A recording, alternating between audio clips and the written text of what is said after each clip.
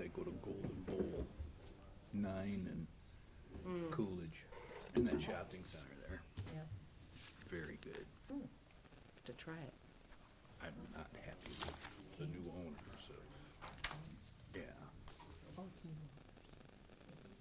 Since, Different people took them over 2 years ago, 3 years ago. that's too bad. Yeah, all over. So essentially, 'cause I like to be a regular customer somewhere, find a place that you really like. Good evening. It is 7 PM, and I would like to call the Monday, June 10th, 2024 Zoning Board of Appeals meeting to order. If we could all stand and face the flag and say the Pledge of Allegiance. I pledge allegiance to the flag of the United States of America and to the republic for which it stands, one nation, under God, indivisible, with liberty and justice for all. Ms. Anderson, if we could please have roll call. Member Allen, Here? Member Creel, Here. Member Krug, Here. Member McDonald, here. Member Seer, Here? Member Wilner, Here. and Chair McAlpine. Here. I would like to confirm that we do have a quorum. All 7 members are seated for this evening, so we can proceed. Next up is the approval of the agenda. There should be agendas at the table for people in the audience, and then we also have the agenda that we received. If I could have a motion and support for the agenda this evening? So moved. Thank you, Support. Mr. Allen. Thank you, Mr. Krug. Okay, we'll take we can do all, okay, I need a roll call vote for that, please? A voice call? Yeah, voice calls. Okay. Both, all in favor of approving the agenda for June 10th, 2024, the Zoning Board of Appeals? All in favor? Aye. Anyone opposed? Okay, we are ready to move on our agenda. Next up is the approval of minutes. That meeting was on April 8th, 2024. They are in our packet. Hopefully, everyone has had a chance to review them.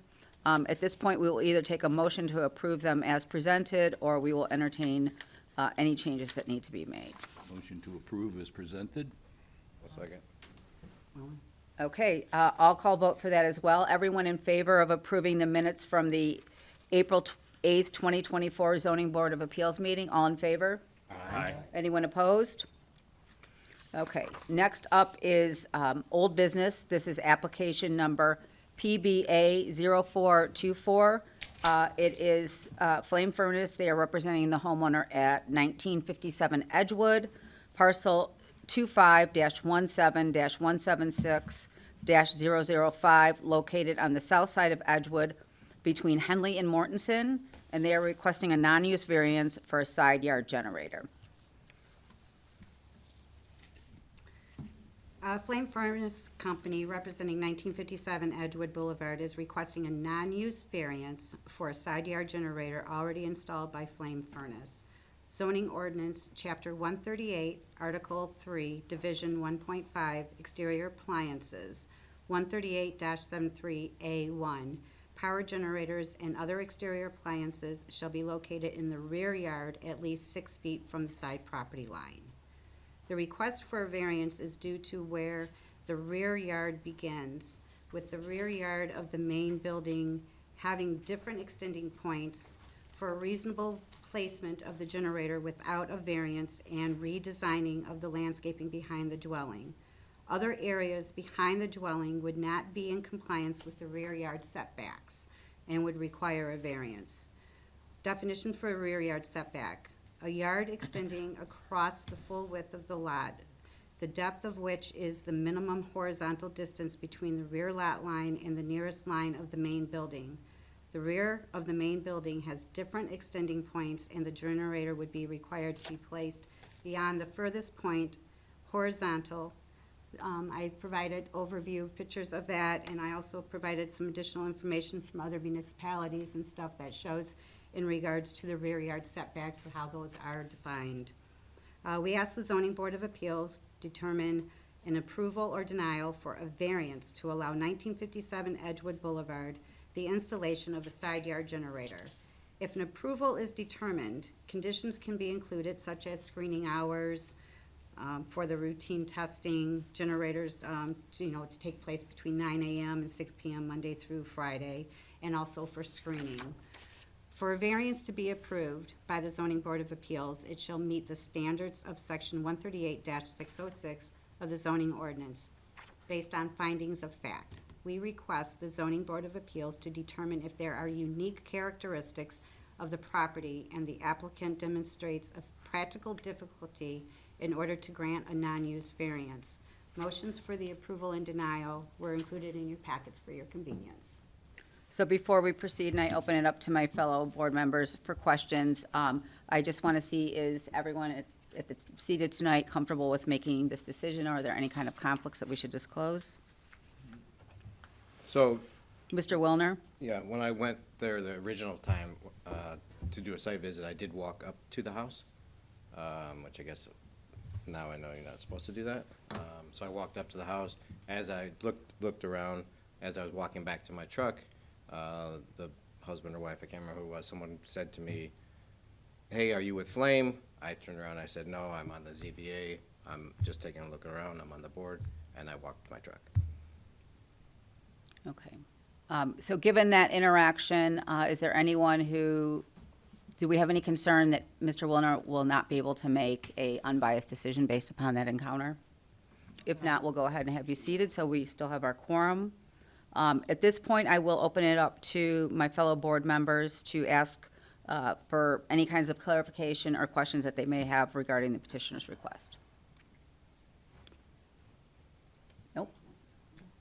Okay, so the documents that Ms. Anderson have provided, we're good with those. If I could please have the petitioner come to the microphone, state your name and address, and then explain to us why you want this variance. Yep, come on up. I'm Matt Marsiglio with Flame Furnace Company, representing the homeowner at where'd the address go? 1957 Edgewood Boulevard. One of the biggest issues with the rear yard is meeting NFPA codes. So we have to be a certain distance away from any operable window so that products of combustion don't enter the home. So that, in conjunction with the lot line setbacks, puts us out of ordinance for the backyard. That's why I'm mainly requesting that side yard. The other is, even if we trench the gas line, there'd still be a part where it would be above the ground and be a trip hazard once we entered the backyard. And as stated, we're willing to screen and set exercise times for a time determined feasible by the ZBA. I don't know if there's any other questions. Oh, yeah, I have a question. Mr. Wilner? So, is there a reason you didn't try to get the variance before you just went ahead and installed it? I would absolutely love to answer that. That was before my time at Flame.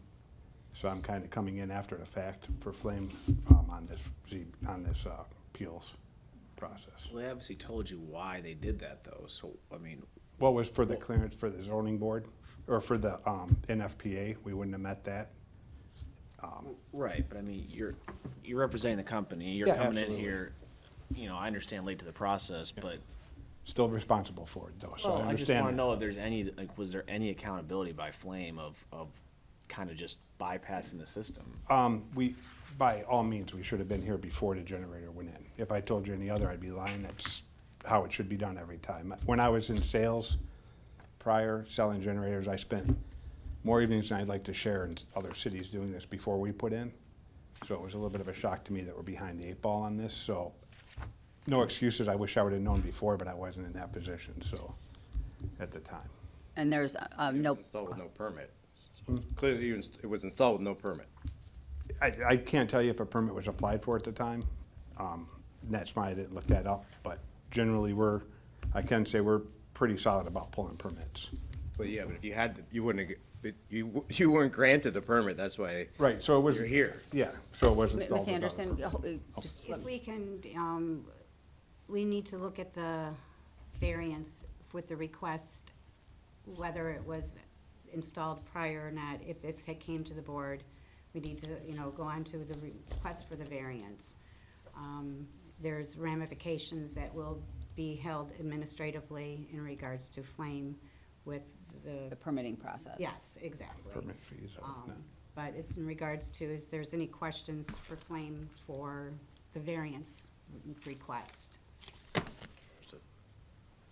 Anyone else? Ms. Sarah? I do have a question. If you put it back in the rear yard, which is kind of the farthest point, if you put it behind that, what would you have to be concerned about as far as the clearance area? NFPA says it has to be minimum of 5 foot from an operable window.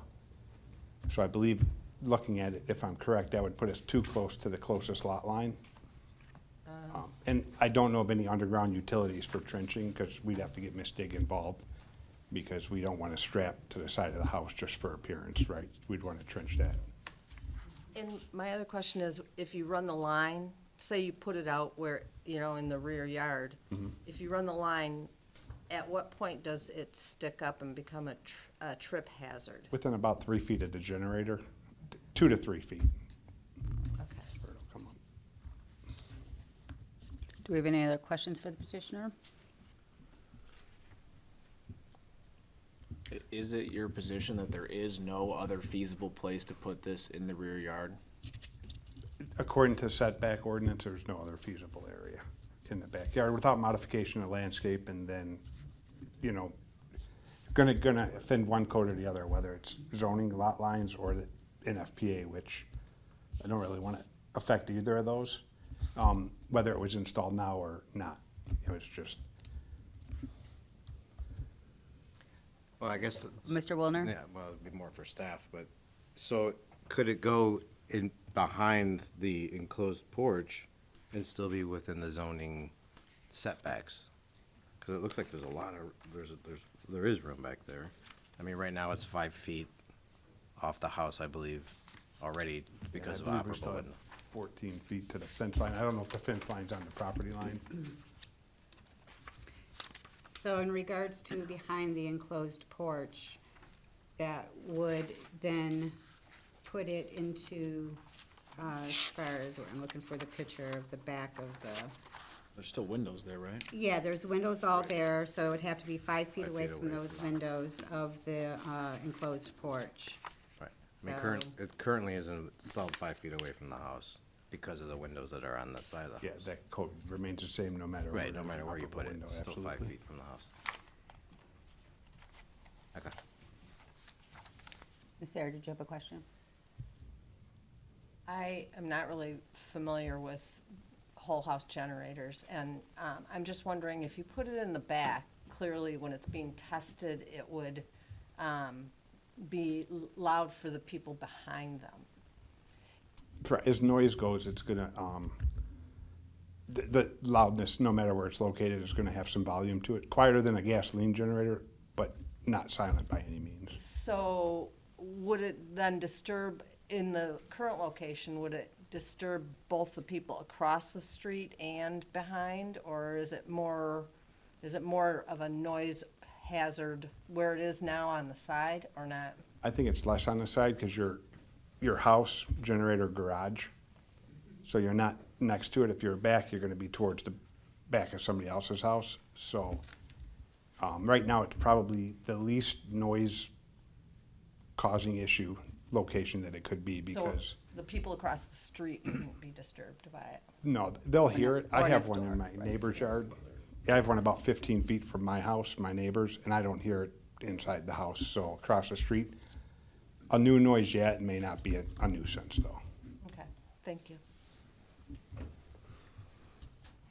Okay, we do have some correspondence. I believe Mr. and Mrs. Blanchard are in attendance for the meeting, so I can either read it into the record, or I'm assuming they would like to come and speak when we open it up to the well, when I open it up to the public, I'll call you up, and I think that satisfies that, so we don't need to do that. Do we have any other correspondence, email? No, and that correspondence was read at the Okay. previous meeting as well. Okay, so at this point, I would like, we're good with you, thank you. Thank you. I would like to open it up to the public for anyone who's attending. If you could come to the podium, state your name and address for the record, and then state your, whether you're for or against it and the reasons why, please. Jack Blanchard, 1927 Edgewood. I'm the one right next door. Excuse me. And the generator on the side yard, I know is not in compliance, but that, for me, that is the best place because it's behind my garage and it shields my house from the noise. And we checked it last night because we had a power failure last night. And so went outside to see if I could figure out what the power failure was from, and I heard a generator run, but I couldn't hear it inside. My concern is the back of the house would be almost even with the back of my garage, so that it would be in line with my family room again.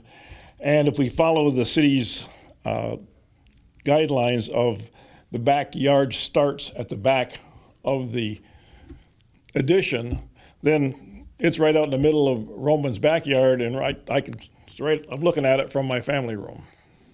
So neither of those are advantageous as far as I'm concerned. I would prefer that it stay where it is. If it has to be moved, I would like it to not be behind the official definition of the backyard, which is at the farthest point, because that puts it out. It's kind of in the middle of his yard because I've scaled it all out, and so to see where everything lines up. So, any questions for me? Nope. Thank you for coming this evening and sharing your thoughts. Thank you. All right, at this point, I'm going to close the public comment section, and if there is any kind of discussion amongst us, we can go ahead and entertain discussions, or we would need someone to make a motion. Can I speak? Oh, I'm sorry, yes, I'm sorry, I didn't know if you could just come to the podium and state your name and address. Roman Prescott, 1957 Edgewood Boulevard. Excuse me. I spent a lot of time between the last meeting and now working with Kim, going over every detail of the zoning ordinances and what we should be looking at this meeting. The number one thing is we discussed multiple times that Flame installing the generator, although again, mishaps happen and there was a major turnover in the company. I don't have the details, but I know that the crew that sold it to me, including the whole division and even the people that installed it, they were gone, the people that sold it to me, and the people that came in and installed it were a completely different crew. I don't know the details of that turnover, but that is what I understand why that happened. Furthermore, as Kim and I discussed many times, whether it was installed before or after the permit is really not what we need to be focusing on, because I would be here today. The generator could still be in their office, uninstalled, and I'd be here today asking for this variance because, like they said, if it goes beyond that rear lot line, it's literally sitting in the middle of my backyard. And I have dogs running around would be a hazard, nephews that come over. I would like to still be able to use my backyard. And furthermore, in terms of the uniqueness of the property, I believe you included the map of Berkeley with our zoning. No? Our zoning map, Yeah. no, I didn't put the zoning map. Oh, in I the thought we discussed. report, But we go by the zoning map in regards to zoning districts. Okay, so we are in a single-family residential R1A, which represents, from what I can tell approximately, I don't know if you guys have the map in front of you, I would eyeball it as maybe 2 to 3% of all of Berkeley. The uniqueness being every house on our street is double lots, and we have a boulevard separating us from the neighbors across the street. The amount of land and space is, I lived on the other side of Berkeley prior to this. I could see how there would be lots of problems in the regular size lots, especially if they're all next to each other. In this case, we have a unique situation of double lots for the whole street and across the street. And I do think that's what makes it unique. That's what makes the rear lot line unique, and that's a big reason why I think this variance should be granted. And as everyone's presented, this seems like the least invasive spot it can be installed for our neighbors, everyone. I'd really prefer not to try and have to put a generator in the middle of my backyard and figure out ways to even make it compliant, which, as he mentioned, would become difficult if it's in the middle of the backyard. And did you, any of you have any questions for me? Nope, I think we're good. Okay, thank you. Okay, I believe at this point there is no one else from the public who wishes to come speak, so we will close this portion of the public meeting, and I will open it up to the board for discussion or a motion. Madam Chair? Mr. Allen? Okay. Well, I agree wholeheartedly with what we should be focused on here. I think it's important to note that this body is not here to allow people to do whatever they want, whenever they want, and then come here and beg for forgiveness. I'm sorry, that's not the business we're in. Having said that, let's go back to the focus. I do have a question, so. Mr. Wilner? And it might be for Kim. So I mean, the way that the ordinance reads, and I guess I'm still stuck on this point. It says located in the rear yard. It doesn't say, setback, rear yard setback. So where is this rear yard line? Who's determining that rear yard line as being the furthest point back? Okay, so if you read the definition for the rear yards, Rear yard setback. yes. So to me, those are different, though. It's measured from the rear lot line to our rear yard setback, okay, because your zone, in the ordinance, it specifies for the, Article 3, Division 1.5, exterior appliances, power generators and other exterior appliances shall be located in the rear yard, at least 6 feet from the side property line. If you go to our ordinance in regards to a rear yard setback, which is defined from the rear lot line to the nearest point of the building, okay?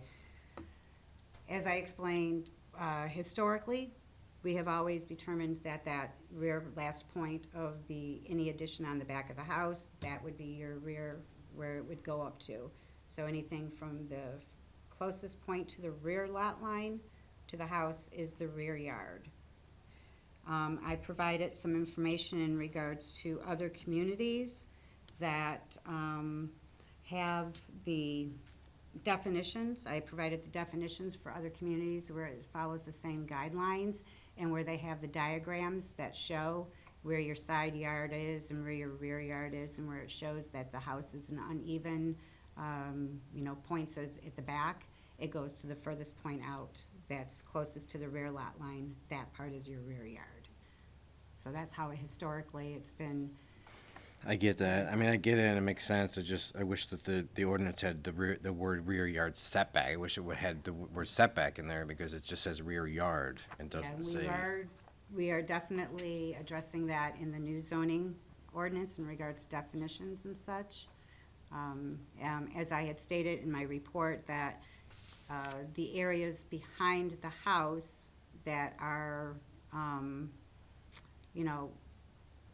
closer outside of the addition, if they had come to me, let's say, we had talked at the previous meeting where, put it by the meters and stuff. If that had came to me, I would have still said that they had to go to the zoning board. To me, that is not the rear yard.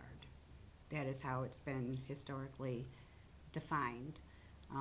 If they wanted it to put it that location, it would still have to come to the zoning board of appeals for a variance. Okay.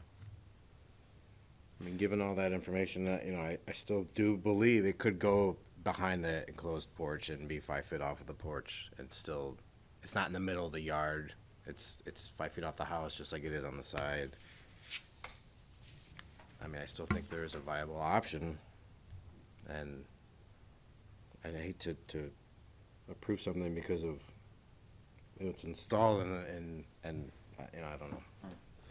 I disagree. I think it's, that specifically renders those regulations unnecessarily burdensome, and I think if we've been instructed, as I understand it, I mean, we all are upset with the procedure here, but that's not the consideration today. So, you know, we talk about taking our emotions out of this at this point. It seems to me that the decision is leave it as is, approve the variance, or require that a potential trip hazard generator be stuck in the middle of this guy's backyard. It's not in the middle, I mean, if you put it behind the porch, it's right next to the house. I mean, it's not like it's in the middle of the yard. Well, and we, Literally in the middle of the yard. is it in the exact middle of the yard from a foot-by-foot standpoint? No, but practically speaking, Is there an image here that we can refer to that would give us an idea of where this would sit? The, if you have the overhead one, there's, basically you have, there's the rear line. It would have to be anywhere behind here, even, it would have, there's the windows, it would still put it out to 5 feet from the rear deck, or from the enclosed porch. So it would be anywhere feet would back start there, behind this right? area. If you look at this picture, this one. It would be, have to be below that. Exactly. It would Right. have to be between here and the back. Right. So this is the rear yard. Right. So anything above that is no-go, Yeah. even though, Any of that area would require a variance. and that, where you said I'm sorry, Chair. No, I'm sorry, go ahead. Okay. The, that no zone, that where you said the utilities are currently on the wall, okay? You have, if you were 5 feet back from those utility boxes, that would satisfy that, but it's not in the rear yard, is what you're saying, because of the other parts of the house that are sitting back too far in the backyard. Correct. So and this is just, so I'm just saying that even though it's 5 feet back, if you were at that power box and you were 5 feet back, you were 6 feet from the side lot line and 5 feet from the nearest addition that is coming back, that still would not be acceptable. That's what even though anywhere else in the back would be 5 feet back, that'd be okay. It's just because Of that. our rule that we have a rear line that does not vary because of the house variation in the back. Do we have any other questions or comments? well, I guess my question is Mr. based Creel? off of that, I'm sorry. That's okay. Based off of that, then there is no other place to put this, right? Based on that, the previous question. As I said, if they came and had located, if they were wanting to install the unit over here in this area here. Right, it no, would've- yeah. It would have been prior to where the rear yard Yep. would be considered. And that would have been Yeah, but- necessary to apply for a variance. So you have your bump out from the porch, and it would be 5 feet from back there, it would have to be. And, you know, in regards to what you feel in regards to the location of 5 feet from that, it puts it back over here into the, you know, I mean, it's confusing with the fact of a backyard and the rear yard. Because the rear yard starts from the closest point, but everything from that point towards the other areas of the house 6 is feet. part of the backyard. Anywhere. Right, so I mean, I guess, so I'm looking at the mortgage certificate that has the line drawn, you know, the Yes. rear yard, so. Yes. And there's the porch there. If it was behind the porch, directly behind the porch, you still have your entire yard. I guess, you know, you're making it sound like it's. So on that document, then how big is roughly that whole area? How deep? How many feet does it say? There's no dimension here. Sorry. I don't have dimension from here to here. Okay. I don't know, but you can see that you have to still have this entire yard. Like, I guess I'm confused. This is why you're saying there's no other option. There is an I'm saying there's option. no other, I'm saying it's unduly burdensome to present that option onto the applicant, and if they were here, I think Why is it unduly burdensome? because it is sticking a generator by and large in the backyard, which we just had testimony about 3 feet worth of wire that comes out and prevents him from being able to use the substance of his property. In my view, you're free to disagree, of course. Yeah. But, you know, I'm prepared to make a motion unless people want to continue. We ready for a motion, or would we like more discussion? I mean, I fear It that is this the is. city code, though, that these appliances are supposed to be in the backyard, regardless. I mean, that's what we're here to decide. I mean, are we gonna give a variance to go outside of the code? Just because the owner or Flame decided not to get a variance before, attempting this? Again, it's not a consideration we're allowed to have Right, so I right think now. this should be whether they pretend it's not installed. I would still have the same view. If it wasn't installed, I would have the same view that it could be put there. And it certainly could be fenced around it. You have a gas line coming up 2 feet away from it. It's not gonna be a trip hazard there. So I just think I fear it's gonna be a vote based on emotion instead of the findings of fact. I kind of look at it as the noise end of things myself. I said at the last meeting, where it's installed now, I think noise-wise, the perfect spot. I mean, it's, I do still Hare? think that the ordinances in the rear, and I think Mr. Wallner has a point about the fact that it could be behind that porch, and it would be farther from the side house, so that it wouldn't necessarily be that much louder. It's not on the property line, I guess, as we were originally talking. It's more into the middle of the yard, which would minimize to a certain extent the noise for the neighbors.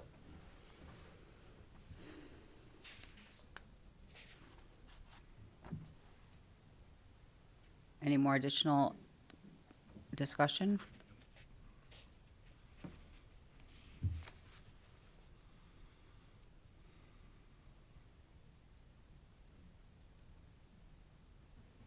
Okay, well, we either need to make a motion to approve or a motion to deny, and I'm ready to entertain either one, please. Can I make a statement real quick? I technically am not supposed to, yeah, fortunately. Provided pictures to show that it is my backyard behind that porch. So. They have that to in the say report. that's an Right, we've got a lot of pictures here, so I feel pretty confident we've got enough photographs to determine where that would be, plus the drawings. Does anyone not feel comfortable with the photos or pictures we have? Okay.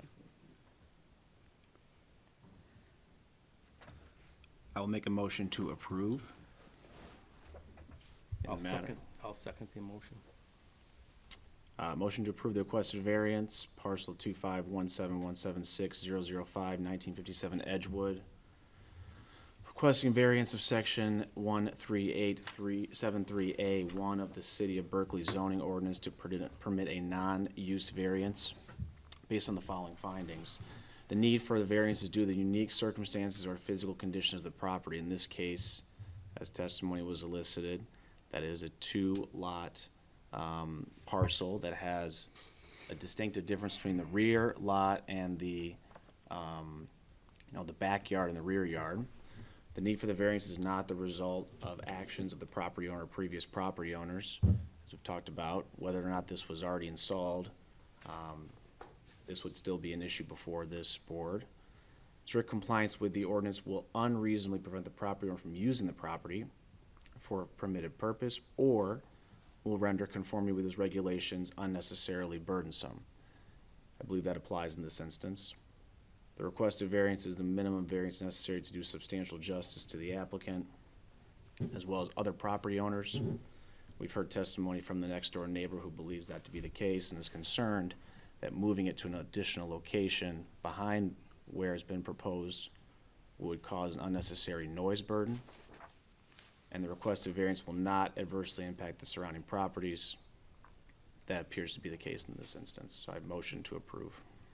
And Mr. Krug put forth a motion to support Mr. Creel's motion to approve. Before we take a roll call vote, is there any other discussion that anyone would like to have or comments made? Okay, we'll go ahead and take a roll call vote, please. Ms. Anderson? Member McDonald? No. Member Seer? No. Member Wilner? No. Member Allen? No. Member Creel? Yes. Member Krug? Yes. Chair McAlpine? Unfortunately, I do agree that, given the dynamics of the backyard, unfortunately, it's not the proper place or it's not the requested place, but also to the fact that the house will still function as a house with or without this generator, and that's one of the conditions we look at as well. So I would also vote no. So we had a 5-2, Correct. so the motion did not pass. Okay. All right, next up, we do have new business. It is application number PBA 0524. Tom Obertinsky, am I close? Okay. Obertinsky, 3803 Robina. It's on the west side of Robina between Edwards and Morrison Avenue. They're requesting a dimensional variance to increase the width of the driveway. Okay, so per ordinance, chapter 138 zoning, article 4, section 138-222A3F, interior lots with attached garages. The width of a driveway area or parking strip shall not exceed the width of the garage and shall taper uniformly to a width of 16 feet at the front lot line. The applicant is constructing a new construction single-family dwelling with approved plans from 2021. It was recently discovered that the plans approved in 2021 had a driveway width of 30 feet and not in compliance with the ordinance for an interior attached garage. Applicant has owned the property since 2014. Lot size is 11,520 square feet in the R1D district, where the minimum requirement is 4,400 square feet. The applicant is asking for a dimensional variance to allow the driveway to be the width of the attached 32.5-foot garage and taper to 26 feet rather than 16 feet at the front lot line for more proportional access to the garage door bays. So for a variance to be approved by the Zoning Board of Appeals, it shall meet the standards of section 138-606 of the zoning ordinance based on findings of facts. We request the Zoning Board of Appeals to determine if there are unique characteristics of the property and the applicant demonstrates a practical difficulty in order to grant a non-use variance. Motions for approval and denial have been provided in your packets for your convenience as well. Okay, I'd like to go ahead and open it. Sorry if I could interject. Procedurally with the previous item, do we need a passing motion? Do we need a motion to denial or with conditions before we move, or was the motion? It was denied. It was denied. We did not approve it. But it wasn't a passing. So you're saying, It could have been, if they approved it, it could have then had conditions on the approval. but you're saying because the request was not approved, do we need to have the motion to confirm that we've denied? I believe that's the process we need. Okay, so why don't we do this? Let's go back to that. Let's take the motion that we will deny the petitioner's request. That way we're covered, and then if you can clarify what the process is for our next meeting, I think I don't. Certainly. Okay, so we're going to go back to application PBA 0424. the property at 1957 Edgewood, parcel 2517176-005, south side of Edgewood, between Henley and Mortensen. They are requesting a non-use variance for a side yard generator. We did have a motion by Mr. Creel. It was approved by Mr. Krug to support or to grant their variance. The motion failed. There was 2 votes for and 5 votes against. So at this point, let's make a motion to confirm that we have denied the motion. So if we could have a motion to confirm. a motion to deny the request, and a support. Support. Okay, do you want to make the motion? Oh, I thought he just did. Oh, I'm sorry, okay. Okay, so Mr. Allen has made a motion to deny the petitioner's request. Mr. Wilner has supported that motion. If we can take a vote as well. Actually, we will need to have a reason for the denial with it going through the motion like this. What is the reason for this? You'll need to read the, Yep, if you can state all the, if you can Yeah. go through all the, You just need one. The need for the variance is not due to the unique circumstances or physical conditions of the property. so are you basically, reading the, are you reading the? Sorry, That's fine. Okay. That's- Who's reading the motion? okay, so to Mr. deny? Allen, we want to confirm that you believe that the property does not have any unique circumstances, is that the That's one? correct. Okay. Okay, so the reason for denial is that we've all agreed, or the motion is because the property does not have any unique circumstances that we can consider, and therefore it does not meet all 5 of the criteria that we are All right. required and to. then Supported by Wilner. Mr. Wilner. Okay, so roll call. Let's see, okay. Member McDonald? Yes. And that we are voting Denial. On denial. yes to deny. Member Steer? Yes. Member Wilner? yes. Member Allen? Yes. Member Creel? No. Member Krug? No. Member, I'm sorry, Chair McAlpine? Yes. So the motion has been approved that we deny the request as presented by the petitioner this Yes. evening. Okay. So we are going to go back to application PBA 0524. It is the request for the dimensional variance to increase the width of the driveway. Ms. Anderson has provided us background on the case.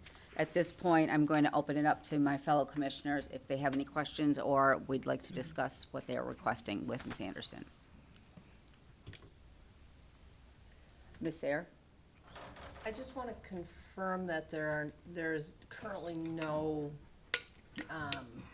accommodation for this within the planning of the city, in the city plans, for a double lot or a double garage. There is nothing that says anything in the ordinances. Currently, our ordinance does not go by what your size of it just has the ratio of a standard size garage, which is usually about 24 feet, to go down to 16. It does not have anything specific as far as, with a larger size garage, with it being uniformly tapering down on an interior lot. Your side yards, if you have a garage on the side, for like an attached garage, that's on like a side street, that can be as wide as the garage and straight on down. Does not have to be tapered. It's just the interior lots that when they have an attached garage have to taper uniformly to 16 feet because your interior lot's width for the driveways max is 16 feet. Okay. And that 16 feet is at where the Sidewalk. Yeah, at the basically sidewalk. right at the top of the approach, because then the approach flares out at the street. Okay, thank you.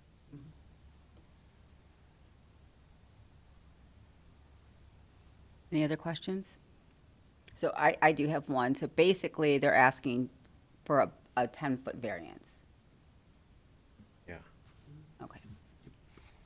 I And, do have a question. Go ahead. Go ahead. and I was going to say, the other thing is, the size of their garage is by their choice and not anything specific to the property? It was constructed, it was designed with meeting all of the other setback requirements on the property, as far as, we don't have anything on our ordinance that gives the maximum size of a garage other than 800 square feet and 45% of the size of the house, the dwelling. So that still is met with the size that, the ratio that they have for their attached garage to the attached part of the dwelling. It still meets all of the setback requirements in regards to that.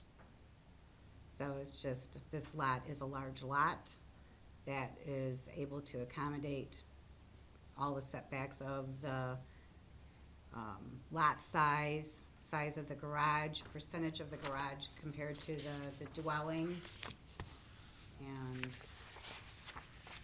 just the driveway is the part that is not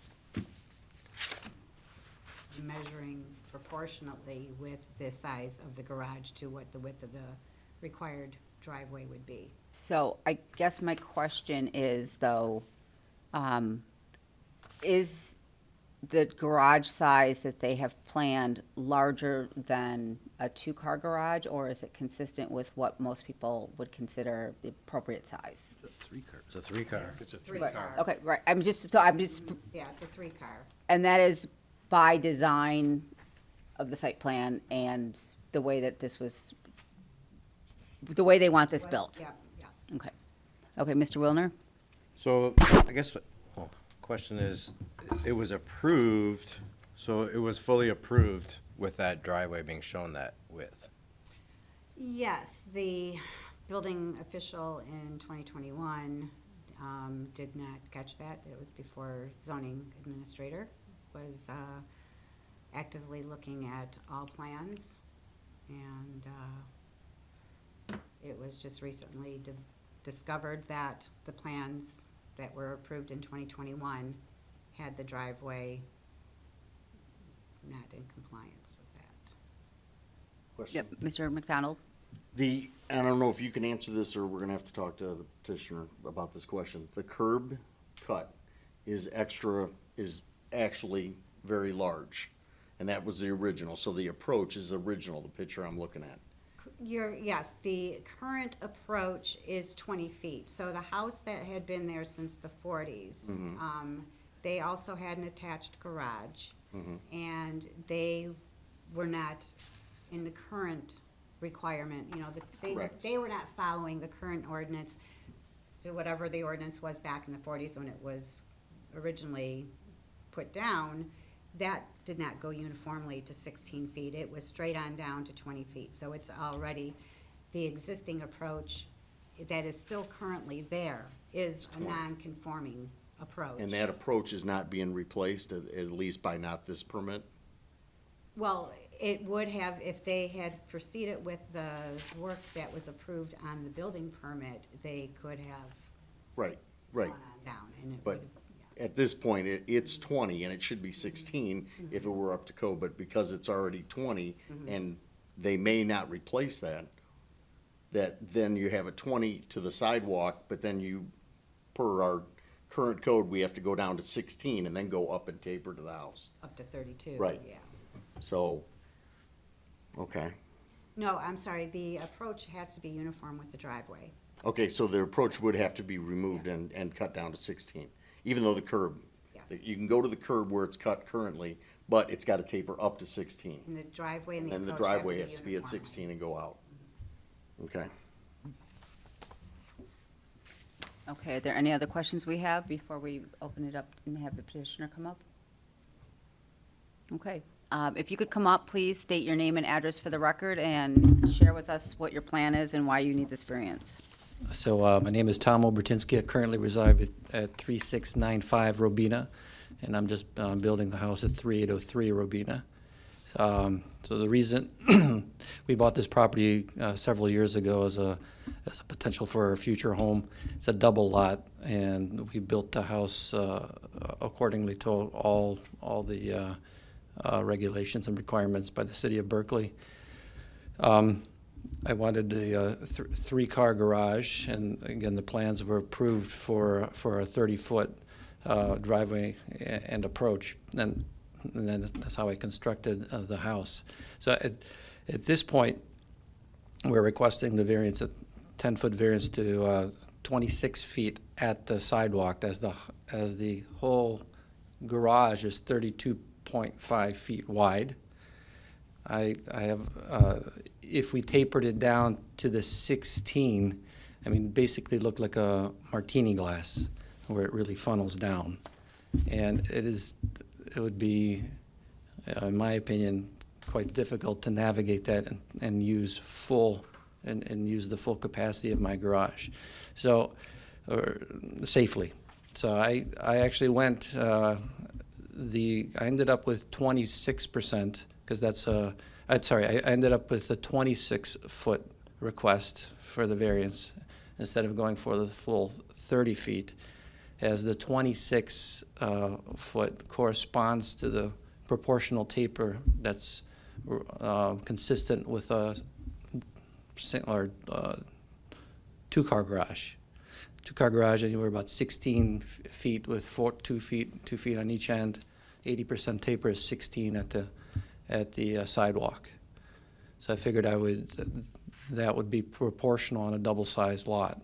So the lot itself is 90 feet versus the 50-55s that are single lots.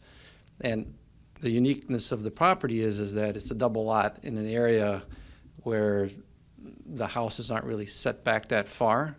So there's no room to actually, for example, on Edgemont, they have driveways, whereas we basically have a small approach, and then you're right in front of the garage. So for safety's sake, for use of the property, and in keeping with the proportions of the rest of the city, that's why my request is for 26 feet. I went around to my neighbors. And I asked what all of them thought. I went up and down Robina, and a couple houses up in between Webster and Edwards, and nobody had any negative things to say. I included those in the packets. I should have around 28 signatures. I could have gotten more, but I just ran out of time. Okay, yes? I have a question. Mr. Wilner? So the permits were approved in 2021. When did you start construction? I was trying to think of that myself. I think it was 20. There's a little delay, and So we initially pulled permits in COVID. Then everything got we pulled permits on Friday, and then everything shut down on Monday. And then we basically held off on constructing the house because of. I guess why I'm asking is, did the permit did it expire and then you had to reapply, or you just could re-up a fee? Like, did you have to reapply? yeah, we allow extensions, so you can. So it wasn't re-reviewed. There wasn't a new review. It was just a fee extension. 6 months at a time, right? Yes. Do we have any other questions for the petitioner? Yes, Mr. McDonald? What is the distance from the top of the sidewalk to the front of the garage? I believe Looking at some diagrams, but I can't quite see those it was numbers. 25 or. I think I wrote that in it might be in my explanation. The garage is set back 30 feet from the sidewalk. 30 feet. And your intention at the garage doors is to have the full 32-foot driveway? Yeah, it wouldn't make any sense for. Yeah, you don't want to, half a door not covered with a driveway. Right. Got that. So you're gonna go from 32, and by city code, you're gonna travel 20 feet and get down to 16 foot at the sidewalk. There's one picture in there that actually I submitted with my car in front, and it shows the two taper lines. The inside is the 16 foot.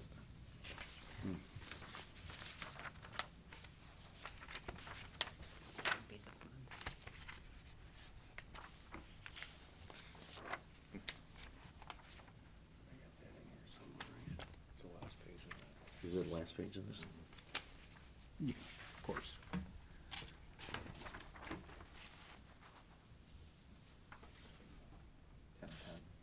Yeah.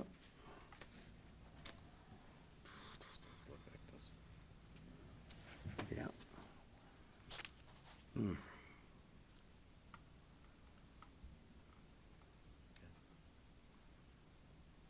When I think about parking in the city of Berkeley, I think we're all going to war with one arm tied behind our back. So I can understand what the point that he's making here, but, you know, we all have the same practical difficulties. Okay, if we have no more questions for the petitioner, we will open it up and see if there's any comments from the public. Okay, thank you very much. Okay, we will open it up at this point to the public. Seeing as there's nobody here, do we have any written correspondence that we need to put into the record? Just the ones that were included with the packets as far as his signatures. Okay, so we will make sure that that gets into the record. Yep. And then I will go ahead and close this, the portion of the public hearing, and now open it up to anyone who would like to, amongst the commissioners, to have a discussion. I have a question. Mr. Wilner. Yeah, so I mean, I guess the biggest issue I have is that it was approved, and he built it the way it's approved, and now you can't, like, he could have had the option of shrinking the garage at the time if it didn't get approved, and to make it work. So now you can't really, in order to get your car into that garage, if you go to 16, if you have to taper evenly to 16 feet, you're gonna be driving over your grass to get into the garage. And I think also Mr. Krug? the ordinance that we're going by was for a two-car garage. Now we have a three-car garage. It's a whole, and again, only a few spots in Berkeley you'd be able to pull this one off, but this is one of them. And so what are you to do with the three-car garage and not be able to have the driveway to support it? I mean, what about not having it, it has to be uniformly, like, what if it was not uniformly tapered and it came down and then, like, is Yeah. that even an option? The ordinances, I provided you Yeah, I mean, it the says- one sheet. Yeah, it says that, uniformly. you know, per the ordinance, it's to Right. be uniformly tapered down. Ms. Hare? I think in the case of this, the first one, the first standard, where it says the need for the variance is due to the unique circumstances or physical conditions of the property, could be read, or the physical conditions of the approved or permitted property, and that makes a big difference. You know, the city approved that three-car garage, and it would be unnecessarily burdensome to now say you have to stick to a 16-foot driveway. And it would look really strange, too, I think. I agree. Anyone else want to make a comment or have another point for discussion? Mr. Allen? You know, under ordinary circumstances, I would probably be voting no for this, but a promise was made to this gentleman via a building permit and his drawings that they could build it at that size. And I don't think we need to be in the business of going back on our word. Yeah, I mean, I agree. Had he come before us, before it was built, and a It'd whole be a- different Whole circumstances, nother- but yeah, I agree wholeheartedly. Yep.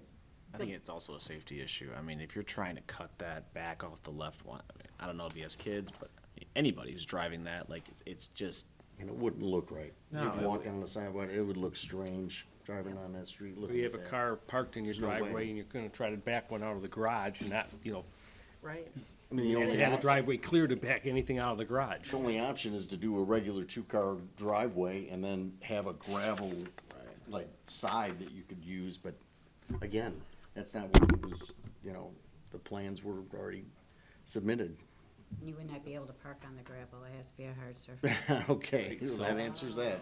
So, given that this is unique and it's a three-car garage, at some point, would we have solicited or engaged with the building department to discuss this, had we not already approved the plans? If the plans had not been approved and it was presented, it would, if I had looked at this as a zoning administrator, the driveway would have been where you need to get a variance for it, for the, going outside of that. But you would also have gone to, maybe to the building department to say, this is what they want to do. Yes. Does this work with what, if the plan was submitted and approved? I guess where I'm going is, that's what they did, and we would have sought the approval or of opinion of the appropriate people in that discussion. Yeah. Okay. And would have given him the option to change his plan on a new build, had that been denied at the time. Okay. Are we ready for a motion? I'll move that in the matter of PBA 05-24, parcel 25-07-409-030, 3803 Robina Avenue, motion to approve the requested variances from section 138-222, A, 3, and F of the City of Berkeley zoning ordinance to grant a variance to allow a 26-foot driveway approach at the front lot line that does not conform to applicable zoning ordinance regulations based on the following findings. The need for the variance is due to the unique circumstances or physical conditions of the property. The need for the variance is not the result of the actions of the property owner or previous property owners. Strict compliance with the ordinance will unreasonably prevent the property owner from using the property for a permitted purpose or will render conformity with those regulations unnecessarily burdensome. The requested variance is the minimum variance necessary to do substantial justice to the application as well as the other property owners, and the requested variance will not adversely impact the surrounding properties. I'll second it. So just to confirm, what we are saying is we would approve this request by the petitioner. And the first criteria, if I want to make sure that we have this, there are some unique circumstances to this property, and that's what we're saying is that would be the one thing that we would say is correct and given the 5 criteria that we must meet. Okay, is there any last-minute discussion or questions regarding this before we go ahead and do the roll call vote? Okay, Ms. Anderson, if you could do the roll call, please. Member Seer? Yes. Member Wilner? Yes. Member Allen? Yes? Member Creel? Yes. Member Krug? Yes. Member McDonald? Yes. Chair McAlpine? Yes, so you are all set. Your motion has been approved. Okay, moving on to other business. First up would be the staff and the board member report. We do have in our packets the community development report update for March and April. I hope you've all had a chance to review that. Additionally, there is the steering committee May update. I believe it said we had met 20 times, and the steering committee is officially finished. We have a plan that is being finalized and will be presented to the Planning Commission and the City Council to move forward with. And we will have, in addition, some public sessions to provide comments and input as well, once they can review that plan. And it also identifies what was different or what we've identified as issues. So if there's no questions about that, we can just go ahead and proceed. If there's anything else from the staff that we need to include. No, that was it. Mr. Hennanen, if Councilman Hennanen, do you have anything to report as the liaison this evening? Yeah, I have a few things. The city now has a homeowner's guide to permits, to give you just a general idea on what to expect and how to do a permit. You can get that at berkeleymish.org/permits, or can come into City Hall for a print copy. There's also going to be office hours with our building official on Wednesdays. I forget the exact time. Is it? I think it's 1? 3 to 4:30. Okay. I bel- Call ahead maybe to make sure, but it is every Wednesday. The Columbia Planned Unit Development came back to the Planning Commission with some changes. They recommended approval, and it is tentatively scheduled for our city council consideration at our next meeting on Monday, June 17th. And then also at our 17th meeting, we're going to be considering a change to allowing annual overnight parking permits, and so that is under consideration. And then we still have 2 alternate positions open on the ZBA, if anybody out there is interested in applying. That's all I have, thanks. All right, thank you. If there's any, we do not have anyone here present to have any public comments. So at this point, at 8:04, roughly 8:05, I need have a quick- motion. Oh, I'm sorry. That's Sorry. Not a problem. I just need to ask this question. Based on the mistake that happened on these plans, is that person still inspecting plans, or are they no longer with the city? I will say that that building official is not with us, and then since my position came into play as zoning administrator, I look at all this, I look at all the zoning. Very I good. look at all that. So that is one thing that my position That's a is plus. filling in for. And I will say, Mr. Allen, and to the rest of my fellow commissioners, during our 20 meetings, Ms. Anderson literally would cite everything about anything we were discussing. She knew things, facts, information. You were a wealth of knowledge that helped us. So I would think that if that's what she says she's doing, I think we can I have confirm no that she's problem doing with it. that at all. Here, here. I'm sure she reads herself to sleep. Oh, it's, yes, I mean, trust me, we had a lot of people that came prepared, and Ms. Anderson was one of them that had questions or points or discussion items as well. I'm not gonna say she gave, who is it? Who is the, who helped us? Oh, Megan? Yeah, but I didn't wanna say what is the company.